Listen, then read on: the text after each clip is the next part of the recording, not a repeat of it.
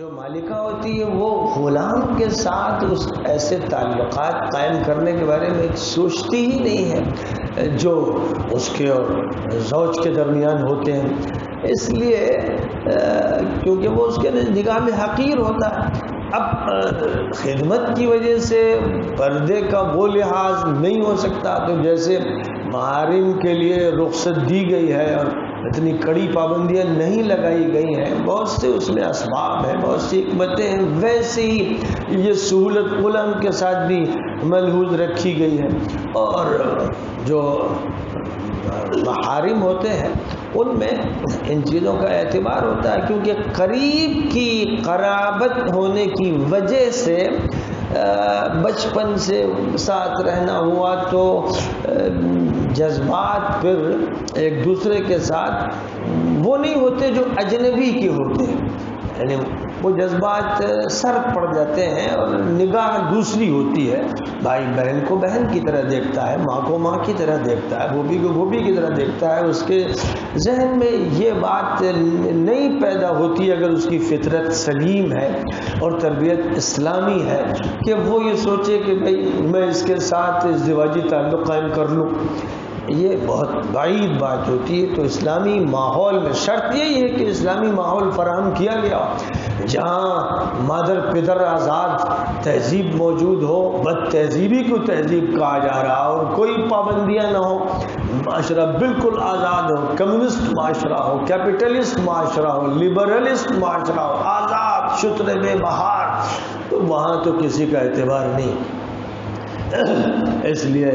وہاں تو جو محارم کہلاتے ہیں ان سے بھی جتنا ممکن ہو پردے کا لحاظ کرنا چاہیے۔ شریعت نے جو رعایتیں دی ہیں وہ نارمل حالات میں دی ہیں،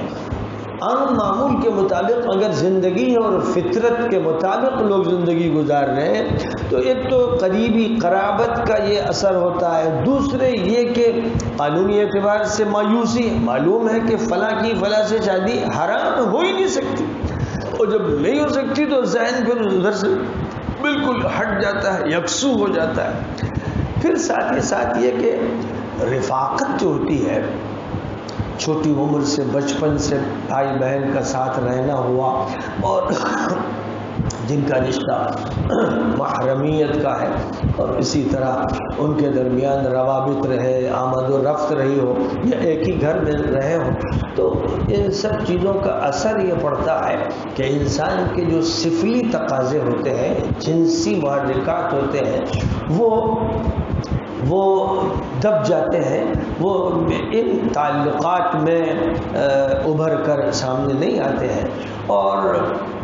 سطر کا ویسا لحاظ ان کے درمیان رکھنا جیسے اجنبیوں سے ملحوظ رکھا جاتا ہے، قابل عمل نہیں ہوتا ہے، بہت دشوار ترین ہوتا ہے۔ اس لیے شریعت نے اس میں سہولت پیدا کر دی ہے اور محارم سے سطر کو کم رکھا ہے، اجنبیوں کے مقابلے میں سطر کا مطالبہ زیادہ ہے۔ یہ ساری باتیں جو ملحوظ رکھی گئی ہیں، ایک تو شریعت اور قانون اسلامی سہولت پر مبنی ہے، آسانی پر مبنی ہے، یہ بات بھی سامنے رکھی گئی ہے۔ ساتھ ہی ساتھ یہ کہ جس نے انسانوں کی مشین بنائی ہے وہ جانتا ہے کہ اس مشین کا کیا عمل ہونا ہے، کہاں یہ مشین بگڑتی ہے اور کب یہ مشین صحیح رہتی ہے، تو اس لیے اس نے انسانوں کے کل پرزوں کو پوری طرح ملحوظ رکھتے ہوئے ایسے احکامات دے دیے ہیں جن احکامات کے نتیجے میں فطرت بھی سلیم رہتی ہے اور انسان انفرادی اور اجتماعی زندگی میں محفوظ رہتا ہے، وہ برائیوں میں ملوث ہونے سے بچا رہتا ہے۔ شریعت اس کو تحفظ فراہم کرتی ہے اور یہ تحفظ ظاہر ہے کہ انہی قوانین کے ذریعے سے عطا فرمایا گیا ہے، اور صرف نرے قوانین نہیں ہے بلکہ مسلسل ذہن سازی کا عمل ہوتا ہے، اللہ کا خوف پیدا کیا جاتا ہے اور اللہ کی محبت پیدا کی جاتی ہے اور نبی کی سنت کو پیش کیا جاتا ہے اور ان کے اسوے کو اختیار کرنے کی بات کہی جاتی ہے اور نفس کا تزکیہ کرایا جاتا ہے۔ تو علاج جو ہوتا ہے اور جو رہنمائی ہوتی ہے وہ ملٹی پرپز ہوتی ہے، بہت سے پہلوؤں کو سامنے رکھا جاتا ہے۔ اسلام نرا قانون نہیں دیتا ہے بلکہ قانون کے ساتھ ساتھ تربیت بھی دیتا ہے، اور انسان صرف ظاہر سے متعلق اسلام بات نہیں کرتا بلکہ باطن کا علاج پہلے کرتا ہے۔ پہلے وہ دل پر توجہ مرکوز کرتا ہے، ذہن پر توجہ مرکوز کرتا ہے، اور ذہن کو اور دل کو، عقل کو، قلب کو جب وہ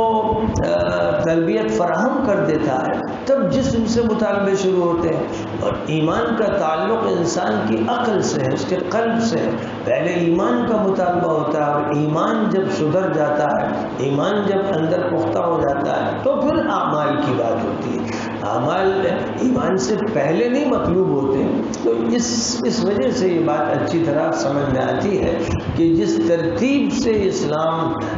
عمل کا مطالبہ کرتا ہے وہ ترتیب بڑی فطری نوعیت کی ہے، اور اس میں توازن برقرار رہتا ہے، معاملہ ڈس بیلنس نہیں ہوتا ہے، عدم توازن والی بات نہیں پیدا ہوتی اگر پوری شریعت کو